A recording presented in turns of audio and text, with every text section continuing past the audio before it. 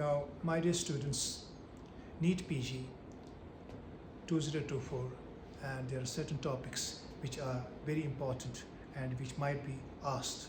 So one focus is pheochromocytoma, and I expect this question in your NEET-PG examinations from multiple manners. That means this question can be asked in a variety of forms, and I will be dealing with this thing: what should you know about pheochromocytoma?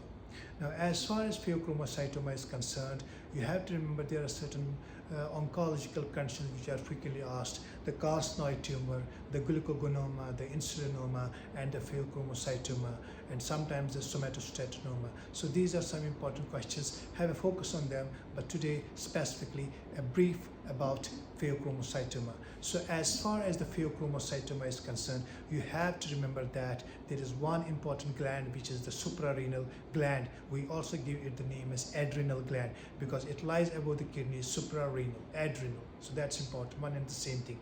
So what's important is that pheochromocytoma, from a pathological description of the term, pheo means dusky and chromos means color. So pheochromocytoma, it usually arises from the cells. And what are these cells? These are the cells of the APAD system, amine precursor uptake decarboxylation system. So there's a system in the body, wherein diverse system, wherein we have the cells characteristic of taking up amines, amine precursor and decarboxylation system, APAD system, and adrenal medulla cells are important. I am not talking about the adrenal cortex. This is a question which has been asked. Pheochromocytoma arises usually from adrenal medulla.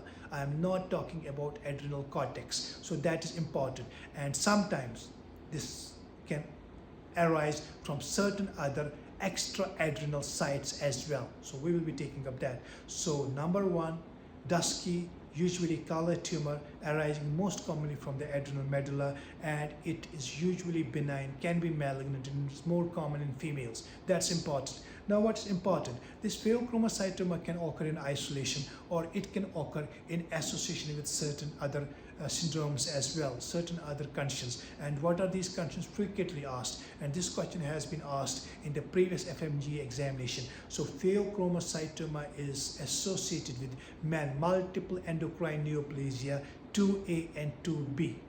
Very important. I'm not talking about men 1, men 2A and men 2B. And then there is the Sturge-Weber syndrome, which we have already dealt. It is also associated with Sturge-Weber syndrome. It is also associated with VHL, von Hippel-Lindau disease, and von Reckling-Hausen syndrome. So these clinical entities, wherein you can have, in addition to an isolated pheochromocytoma, the pheochromocytoma may be associated. Now, how do the patients with pheochromocytoma present? Usually, the pheochromocytoma patients present with symptoms like headache, throbbing headache, sweating, palpitations, which are some sort of hyperadrenergic conditions. And what's important, a throbbing headache, a hypertension which is not paradoxical hypertension as well, and this hypertension usually presents with headache, as I mentioned.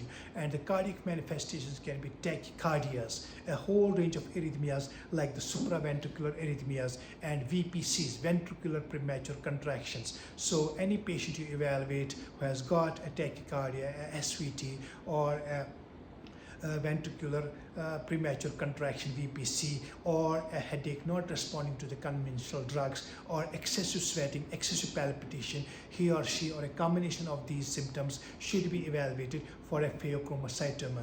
And most commonly the region is the adrenal gland, where it is usually unilateral and solitary. But the pheochromocytoma can occur from other sites like the carotid body. You know the carotid body, the bifurcation of the carotids, I mean to say, when we have the carotid body and the carotid signs as well. The carotid body is a very common site wherein we have pheochromocytomas, as well as the organ of Zuckerland and the other paraganglionic areas from where the pheochromocytoma can arise. So the patients in which you suspect, this is a question asked, it can come as a clinical scenario: patients with episodic hypertension. So they will be having hypertension, not sustained, episodic, in episodes, or malignant hypertension sometimes. And hypertension in children, there should be no cause of hypertension in children, and pheochromocytoma, in addition to some glomerulonephropathies, is one important condition where we can have hypertension in children, and the hypertension which is resistant to drugs and is not controllable. So if you have a patient whose hypertension is not controlled, you just evaluate him or her for pheochromocytoma, and that's important, which I have told you. Now, how do we screen the patients with pheochromocytoma? You have to remember that urinary examination is important, and you have this urinary VMA levels. So important diagnosis of pheochromocytoma is by certain markers, and urinary VMA levels and metanephrine levels. These are two important substances which are grossly elevated in case of patients with pheochromocytoma, but the metanephrine levels might be increased in the blood as well. So plasma as well as urinary metanephrine levels are important. So we make a broad screening as far as VMA levels in urine and the metanephrine levels in urine and plasma are concerned. They give an indication about the level of pheochromocytoma.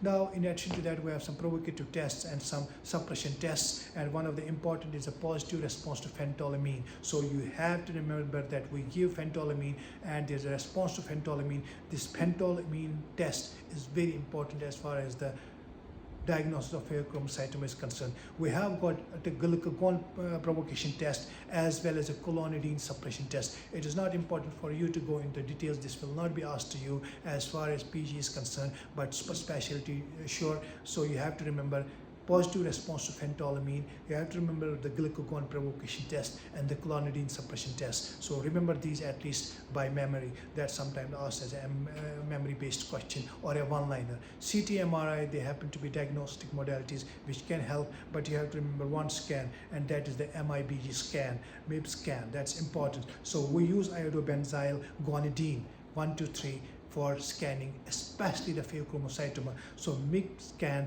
is a very important diagnostic modality of diagnosing pheochromocytoma, and it is specific and sensitive both for adrenal as well as extra-adrenal pheochromocytomas. So you have to remember this pheochromocytoma in which you can have a hyperadrenergic state sort of a condition, palpitations, tachycardia, hypertension, in addition to other features which I mentioned, just like the MIB scan being one of the important diagnostic modalities, the cells, Epert cells affected, the adrenal medulla being affected, the organ of Zucker-Candle being affected, other paraganglionic sites affected. Thanks a lot.